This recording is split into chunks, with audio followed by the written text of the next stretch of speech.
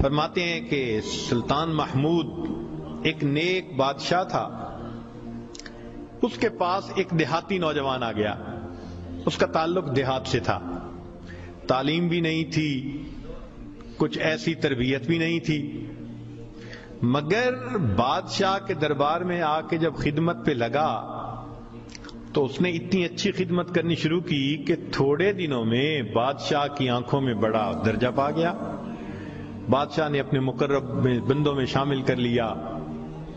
اب جو پہلے سے مقربین تھے نا وہ بہت جیلس ہوتے تھے.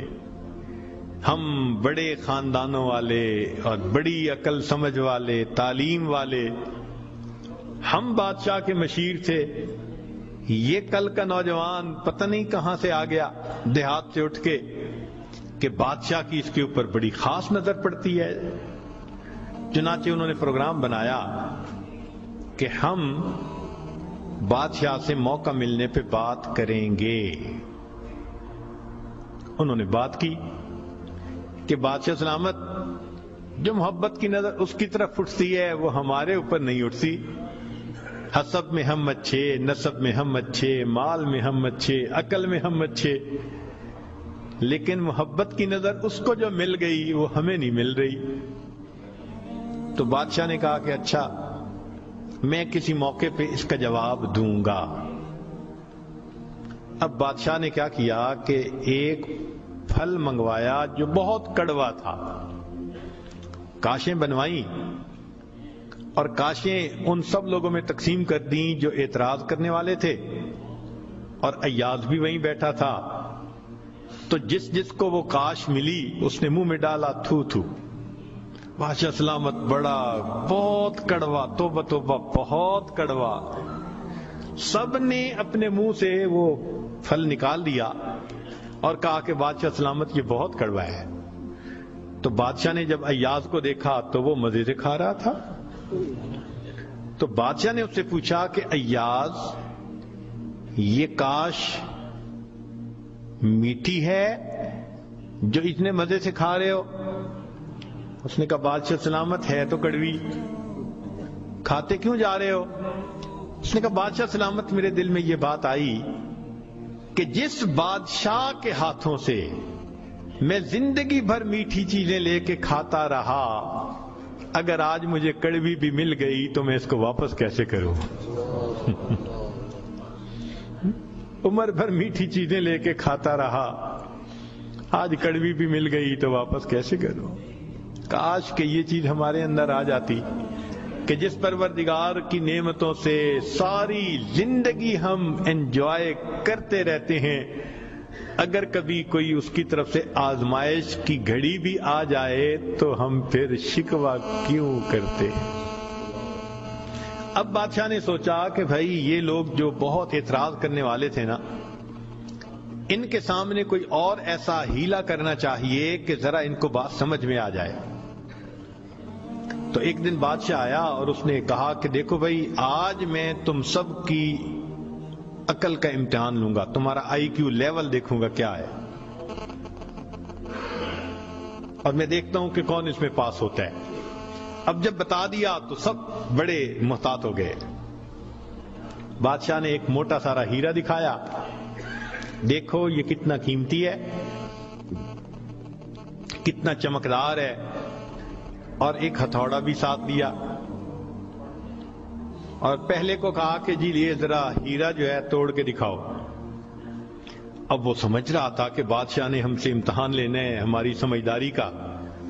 تو اس نے کہا بادشاہ سلامت، یہ ہیرا تو بہت قیمتی ہے، اتنے کیرٹ کا، اور بالکل بے عیب ہے، کوئی فلاں نہیں، فلاں لیس ہے، لہذا اس کو تو نہیں توڑنا چاہیے. بادشاہ مسکرایا، کہنے لگا ہاں بہت اچھا. تو وہ سمجھا کہ بھائی میں نے بادشاہ کو کنونس کر دیا. چنانچہ دوسرے کو دیا، اس نے بھی اسی قسم کی لاجک. تیسرے کو دیا، اس نے بھی لاجک. جتنے اعتراض کرنے والے تھے سب کو ہیرا ہتھوڑا دیتے رہے، وہ یہی لاجک دیتے رہے اور معذرت کرتے رہے، حتیٰ کہ بادشاہ نے وہ ہیرا ایاز کے ہاتھ میں پکڑایا. جب ایاز کو کہا ایاز اسے توڑو، ایاز نے اس کو نیچے فرش پہ رکھا، دے کے مارا ہتھوڑا، اور اس کے ٹکڑے ٹکڑے کر دیے۔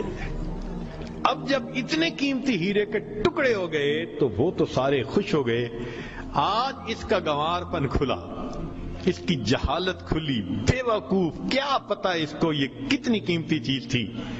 تو وہ ایکسپیکٹ کرنے لگے کہ آج تو بادشاہ اس کو دھکا دے دے گا دربار سے۔ تو جب ہیرے کے ٹکڑے ہو گئے تو بادشاہ نے اس کی طرف دیکھ کے کہا، ایاز تو نے ہیرے کے ٹکڑے کر دیے، اتنے قیمتی ہیرے کے؟ تو ایاز نے آگے سے سمپل سا آنسر دیا کہ بادشاہ سلامت، آپ نے مجھے حکم دیا تھا ہیرے کو توڑ دو۔ اب میرے سامنے دو آپشن تھیں، یا تو اتنے قیمتی ہیرے کو توڑ دیتا، یا پھر میں انکار کرتا تو آپ کے حکم کو توڑ دیتا۔ میری نظر میں آپ کا حکم ایسے سینکڑوں ہیروں سے زیادہ قیمتی تھا، لہذا اس کو کم قیمت سمجھتے ہوئے میں نے آپ کے حکم کو نہیں توڑا، میں نے ہیرے کو توڑ دیا ہے۔ تو بھئی جتنا ایاز کے دل میں بادشاہ کے حکم کا احترام تھا، کاش ہم بندوں کے دل میں پروردگار کے حکم کا ایسا احترام آ جاتا۔ ہم خواہشوں کو توڑ دیں، تمناؤں کو توڑ دیں، اپنی امیدوں کو توڑ دیں، ہم کبھی بھی حکم خدا کو نہ توڑیں۔ تیسرا واقعہ لکھا کہ ایک دن ایک موترس جو تھا وہ آیا اور اس نے کہا کہ بادشاہ سلامت، یہ جو آپ کا زیادہ ہے نا چہیتا ایاز، ہمیں لگتا ہے کہ یہ خزانے سے چیزیں چراتا ہے، ہمیں تو شک ہے۔ بادشاہ نے پوچھا کیسے ہے؟ اس نے کہا جی ایک جگہ کلوزٹ بنائی ہوئی ہے اس نے، اور یہ صبح و شام اس کلوزٹ کا دروازہ کھولتا ہے اور دیکھتا رہتا ہے اور تالا لگا کے چابی اپنے پاس رکھتا ہے، چابی کسی کے ہاتھ میں نہیں دیتا۔